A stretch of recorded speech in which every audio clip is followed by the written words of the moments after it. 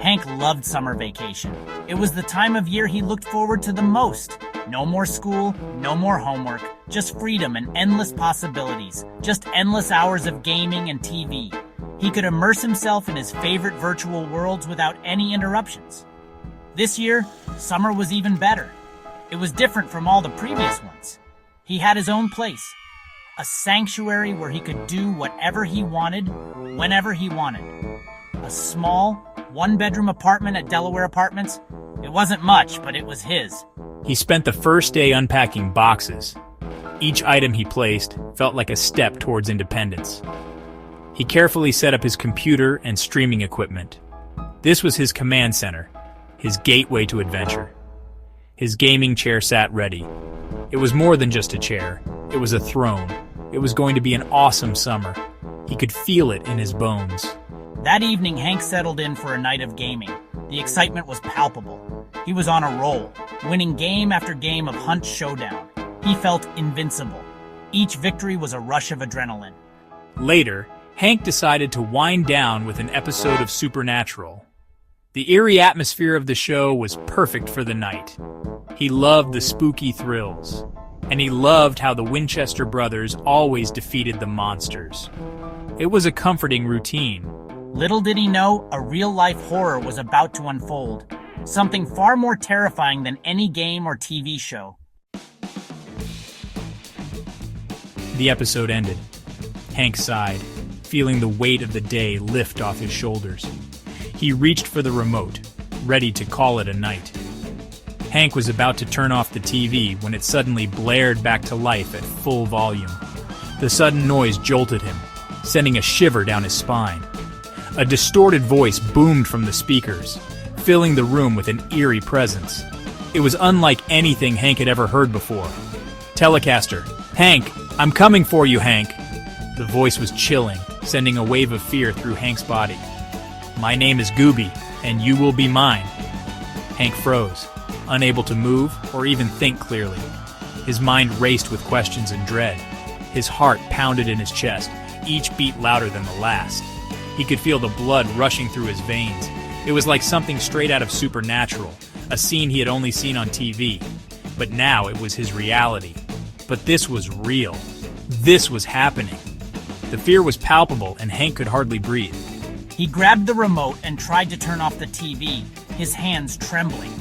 He pressed the power button repeatedly. It wouldn't budge. The screen flickered, and the voice continued to taunt him.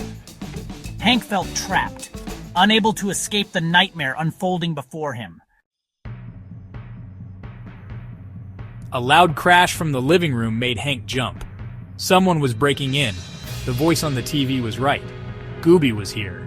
Hank scrambled to his feet. He had to hide. His eyes darted around the room, searching for an escape, but it was too late.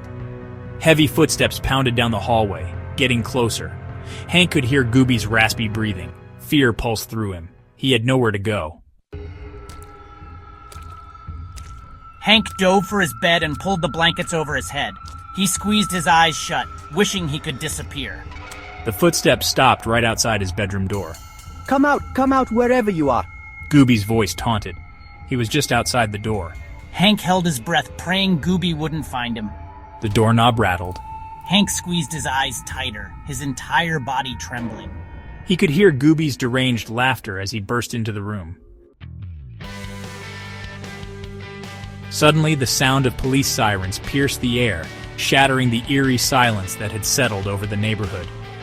The once quiet street was now alive with flashing lights and the urgent wail of sirens. Gooby froze, his heart pounding in his chest. He could feel the walls closing in, the darkness suffocating him.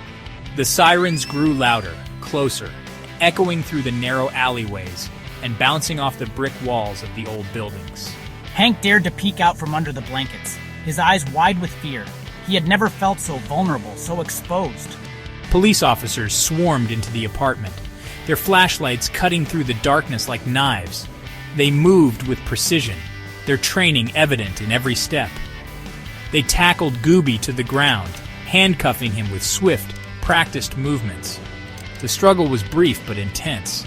He was wearing a hospital gown and laughing hysterically. his eyes wild and unfocused. It was a chilling sight. "He's from the psych ward," one officer said, his voice tinged with a mix of relief and concern. One officer explained, hauling Gooby away. The tension in the room began to dissipate as they let him out. "Seems he escaped and targeted this apartment building," the officer continued, shaking his head in disbelief. Hank emerged from under the blankets, shaken but safe. He took a deep breath, trying to steady his racing heart. The nightmare was finally over, but the echoes of fear still lingered in the corners of his mind. But he knew he would never forget his terrifying night at Delaware Apartments. The memories would haunt him for a long time. He would never look at Supernatural the same way again. The line between fiction and reality had blurred, leaving him forever changed.